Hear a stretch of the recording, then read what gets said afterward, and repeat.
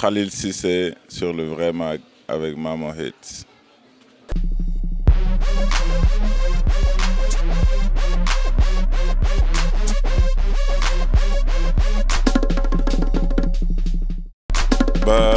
Je regarde mon ordi pour voir mes mails, mes réseaux. Je serai un Tchèboudjen. Parce que le Tchèboudjen, c'est le plat national. C'est une de nos identités les plus fortes. Et ça, c'est Sely Rabikan. Parce qu'elle incarne des vibes qui me parlent. So, yes, Sely Rabikan. Il y a des choses, il y a deux choses. Il y a du positif et il y a des choses à améliorer. Je commence par les choses à améliorer. Bokk na ci renforcer encore la communication. Bokk na ci encore renforcer des éléments des industries culturelles et créatives pour mën a gën a am un programme qui touche un beaucoup plus large public. Voilà, ça c'est des choses à améliorer. Sinon, on a beaucoup de choses positives. Notamment, on reçoit de plus en plus de créateurs. Depuis la première saison, on était à 18. Aujourd'hui, la dernière saison, on en fait 32. On reçoit beaucoup plus de monde.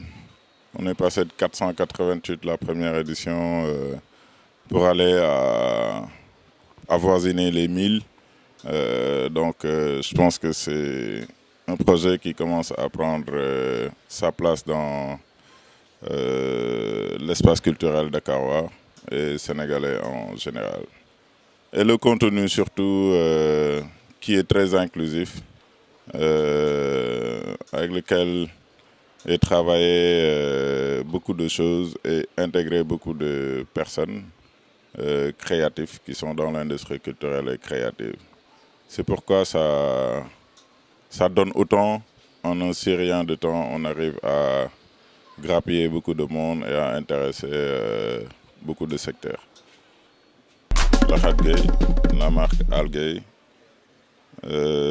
pour son processus de création qui donne un bon produit, un bon rendu, mais qui est très complexe parce qu'il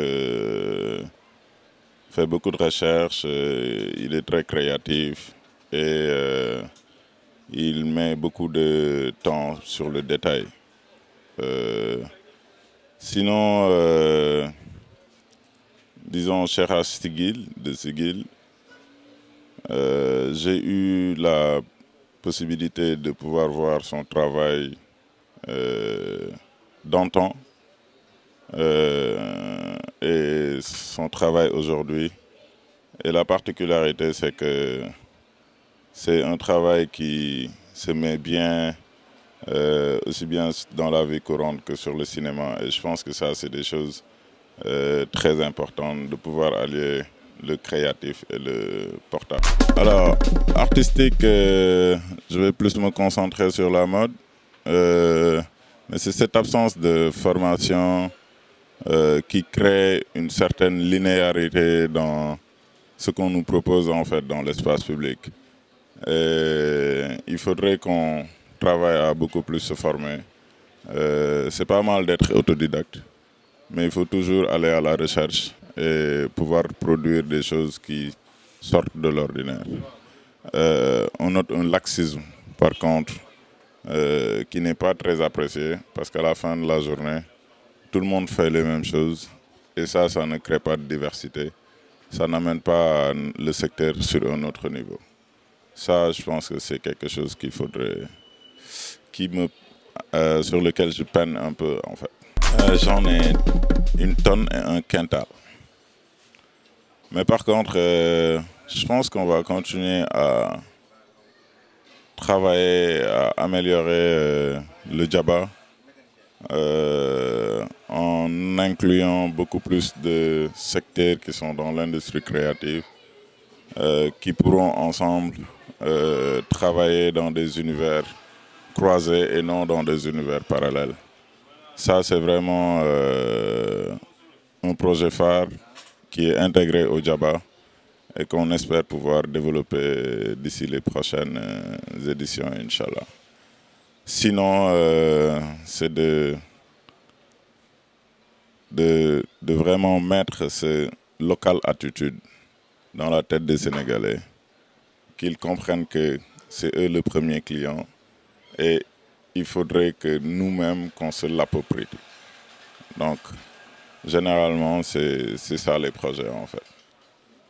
À travers des événements qu'on fera, à travers des accompagnements qu'on fait avec, bien entendu, des acteurs de la mode. Et oui, hein, à travers des collaborations, on fait aussi avec d'autres acteurs, d'autres secteurs qui ne sont pas forcément dans la mode, sont dans le cinéma, comme le Vrai Mac. Voilà, je pense qu'il faudrait qu'on puisse éviter de se suicider en renonçant à notre culture et éventuellement disparaître dans le même temps. Donc c'est une condition sine qua non de continuer à exister, que de restaurer la réalité, l'histoire, jël li ñu moom teel ko suñu bopp et dox ak moom dem wuti monde bi quoi. Donc tout simplement, il faudra être vraiment bien dans ses routes et s'ouvrir au monde avec originalité.